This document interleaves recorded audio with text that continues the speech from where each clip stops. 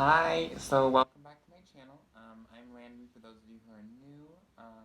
And in this video, I normally do like pick a card readings and stuff, but in this video, I'm going to explain what I do and more on the Reiki energy healing side of things. And I'm going to try and look at the camera this time so that you guys can see me looking at you.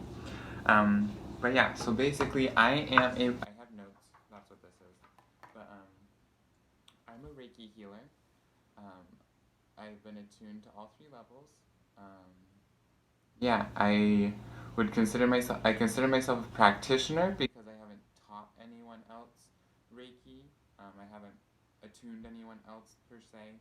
And so I wouldn't consider myself a master just because I feel that a master is one who teaches.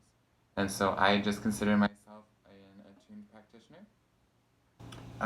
And yeah, so basically, for those of you who've never heard of Reiki or just like, I've heard of it, but I don't know what it is. Reiki is, let's split it up. Reiki is Rei, which means universal or transcendental spirit or boundless essence. And I'm getting this all from my Reiki master, who gave me this big old book and binder, and then also this little Reiki Bible. And so this is where I'm getting this information. Also, what I feel and intuit, and just like how I resonate with things. This is my definition and my view perspective on what Reiki is. So Rei, meaning universal, and then Ki, being that life force energy, similar to Chi or Prana for those of you who are in understanding all of that other stuff. But yeah, so Reiki just being universal life force energy. You can also translate Ki into being sacred energy, so universal sacred energy.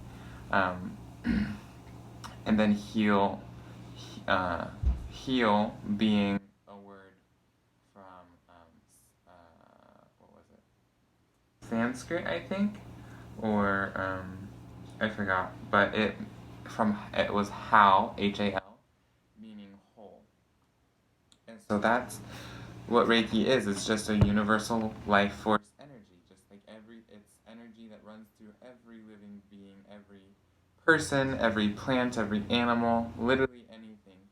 And I even view it as the energy that exists around and within objects too. You know, like crystals have energy, and so I view those as being alive.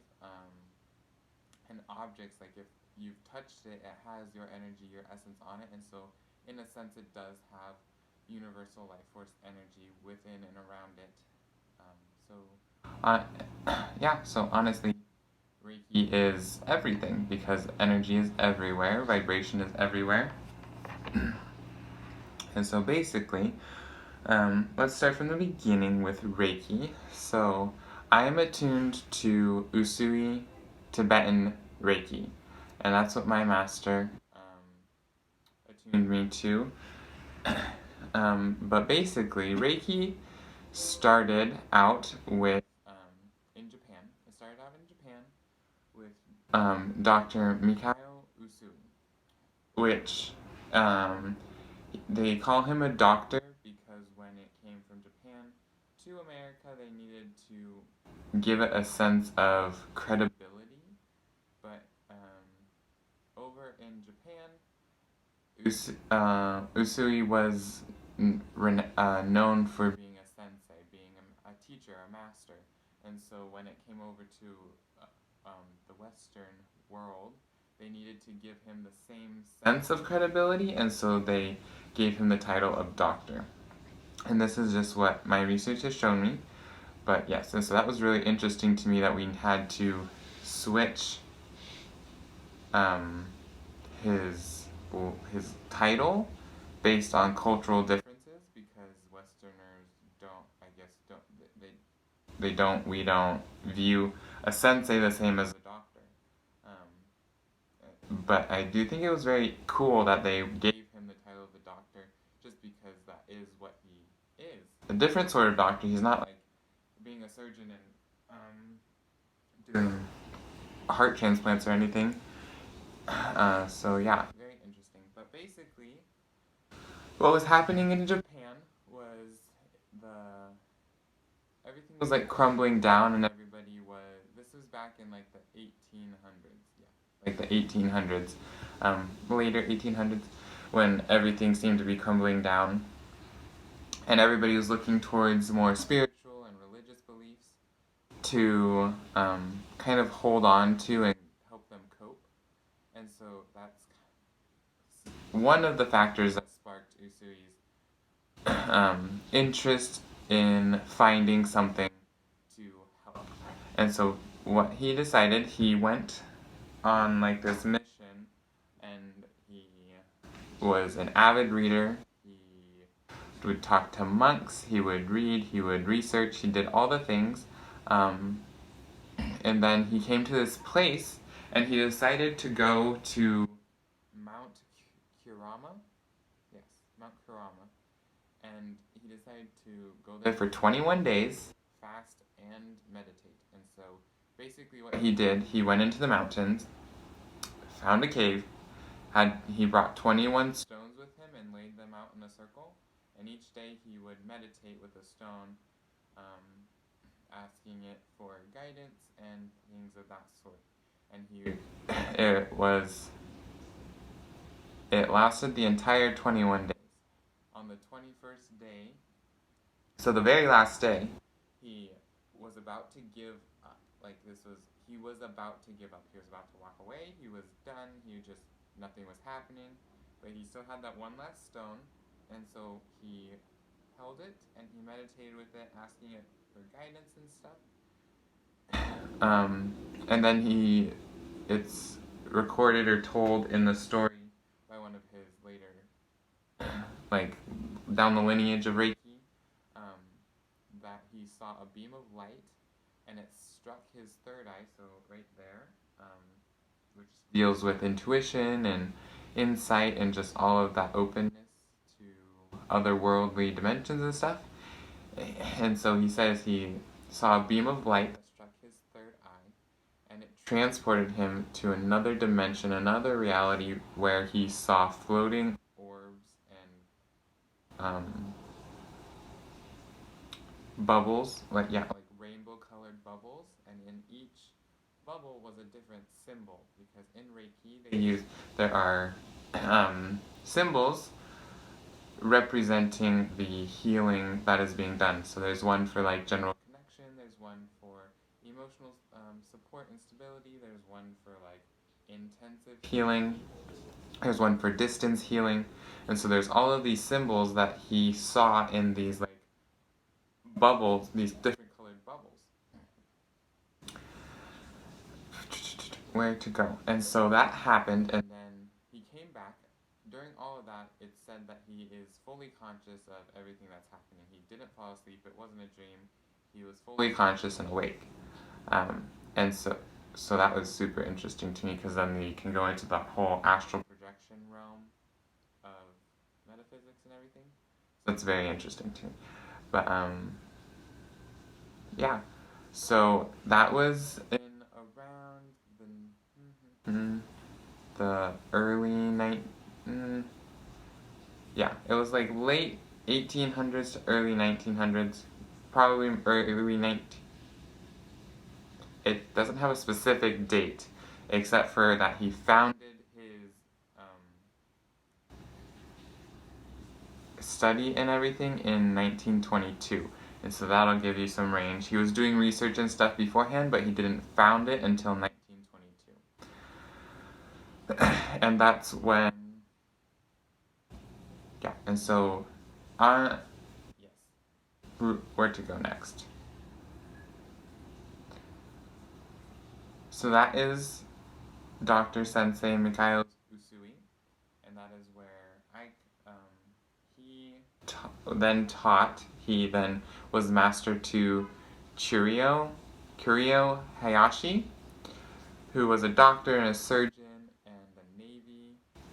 He was in the Navy, and after he retired from the Navy, him and some of his other buddies decided to go to Usui's clinic. and learn and study from and under him. And in that, and this was like nearing the end, Hayashi didn't get to Usui until a year before Usui died. And so Usui died in 1926, and so Hayashi didn't find out about it until about 1925. And then he only had a year with Usui until he was off on his own.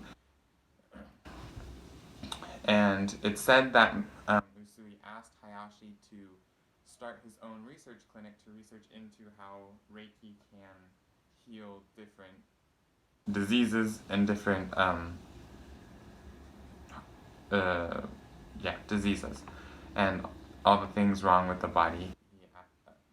It said that Usui asked Hayashi to make this clinic, and so Hayashi founded his own clinic in Japan, where he researched Reiki and did Reiki and taught Reiki. I believe it was like a lot of students. It was like 20 something or something like that. But one of them was the names Hawayo Takada.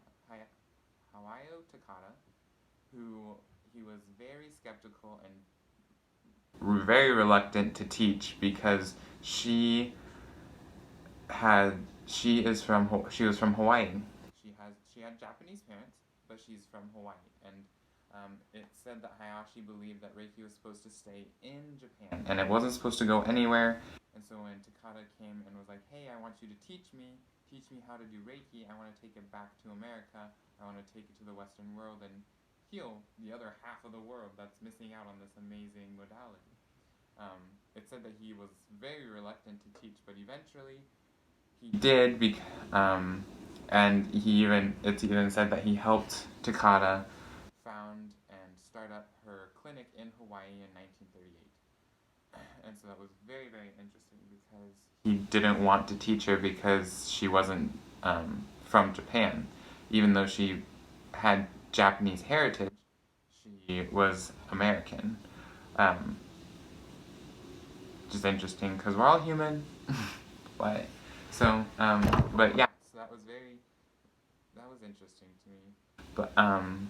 So Hawayo Takada brought it to America in Hawaii, and then traveled all over the U.S. and Canada, and that's where she started. And I believe she taught and progressed 21 students into master level, and from those people they then dispersed and went and taught all of their other people, and then those people taught their other people, and then I believe there was 1, 2, 3, 4. I'm the fourth generation from Takada, so it's like very close still.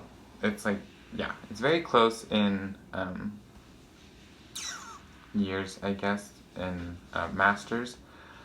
I have my whole. I can't find it, but I have this binder that my master gave me, and it has all of the lineage of where our Reiki was attuned from, and like where it came down from, all from Usui. So yeah, because it went Usui, then Hayashi, then Takada, then someone. He was from the southern states. I remember that much. And then it went to somebody else, and then my master, and then me. So yeah, really close. But so that is Reiki. So basically, what I do for Reiki is I like to use colors and symbolism and the chakras. I really like to use those when I'm doing Reiki. Just it gives me a bit more guidance and like a nice little outline to follow. But basically, what Reiki is the universal life force energy. So the way I was taught when you do Reiki is, yes, there's all these separate ways. There's this like traditional way, you use the symbols, you do the hand placements. There are specific hand placements. I don't necessarily do them all the time just because my intuition tells me something else. But yeah, so there is the traditional way, but then my master taught me to follow intuition, which is to just go where you feel the energy is needed. And so if my hands are here, but they feel like one needs to be here and one needs to be connecting the root chakra, just to get that connection flowing, that's what throat, and I need to connect the throat with the crown, that's what I'll do. Or if I need to connect the knees. I hope you understand what I'm saying. I feel like I'm babbling sometimes, but it's fine. But yeah, so that's what I do. I like to use colors because I believe the color symbolism in the colors, like blue for calming and connectivity, and orange for creativity, and red for motivation, just like all those different colors, those are like basic meanings and descriptions behind them all. But that's what I like to do. And then I'll go through the chakras, and then I'll go through the legs, and then flip over, do the back of the chakras because they're different. Like there's the front, and then I feel like the back is where our shadow self likes to hide a little bit, and so you can release all the front chakras, but then if you need to get the back ones too, just to help balance it all out in that healing, wholesome way. But yeah, that's what I do. So, I'll explain a Reiki session though, I guess. So basically a Reiki session, I do about 45 to 60 minutes, average, but basically I just go through, and there's normally like quiet, or like ambient music playing, and there's usually either a massage table or a bed or a couch, whatever's comfortable, and I'll just go through and put my hands. I like to use touch. You can do hands off or hands on. Apparently, I did miss this little bullet point. Hands on didn't originate until the last year of Usui's research, and so it wasn't until about 1925 when hands-on became a thing. It wasn't hands-on at all, it was all, I don't even know, because Reiki nowadays is so, it's not disconnected because it is still that universal life energy essence, but it's so much more hands-on than what Usui was teaching back then. It said that he used a lot of martial arts training, and so just understanding the ki within the body and of others to do Reiki. But yeah, so hands-on didn't originate until the last year of his research in Reiki.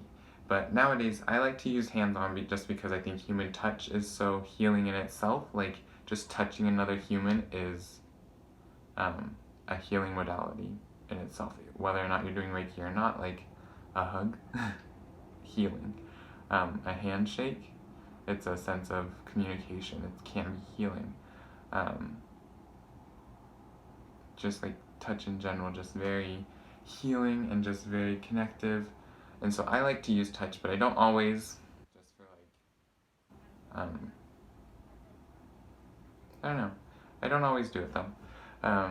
But yeah, and I normally feel it through heat, and so there's normally like heat coming off of my hands. Some people feel tingling, some people see colors or images.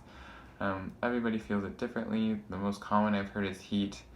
My hands like to get hot, but then the recipient of the Reiki can feel something totally different. But yes, a Reiki session, I normally play some music, let them get calm and quiet, and then I'll go through and start it. I'll start by just doing a little check-in around the aura, and then a little check-in through each of the chakras and just see where they're at. And then I'll start like balancing each of the chakras, just like hands on each place. And then I'll ask them to flip over, and then I'll do hands around the back, all the way down from head to the feet, and so I get all of those, all of the body, arms too. Given that Reiki does go, the energy goes where it needs to, so I could be putting my hand on their shoulder, and they could be feeling it in their hip, just like wherever the energy needs to go. Maybe there was a blockage in that little like energy channel between the shoulder and the hip, but something, I could have my hand here, they could feel it in their hip. So it's just up to the people and the session. But yeah, so, and then at the end I like to do a little like aura balancing or cleansing, just like make sure there's no pockets, make sure it's all covered, make sure they're all protected. So it's a nice little bubble. But yeah, so that's Reiki. Wow, I was afraid I wasn't even gonna last 5 minutes, but here it is 20 minutes later. But yeah, so I hope this helped for those of you who haven't heard of Reiki before. And for those of you who had, I hope it brought a little more clarity or just brought you a sense of like, I can do it. So like, if you want a session also, don't feel free to message me on Instagram or email me. One or the other, just like let me know. I'm totally down. I do in person and distance, and it's both the same. I do feel in person you get that like human touch, and so obviously the human touch just adds a bit more like oomph to it. But distance is just as good, just as empowering, just as cleansing. Major effects from Reiki are like feeling really relaxed and feeling really balanced and just feeling grounded and just whole and surrounded and supported, and it's just beautiful. Yeah, I love it. But yeah, so that's me and Reiki. I hope you enjoyed this video. If you did, go ahead and like and subscribe, comment down below. I'd love to hear from you. But yeah, I hope you all have a beautiful day.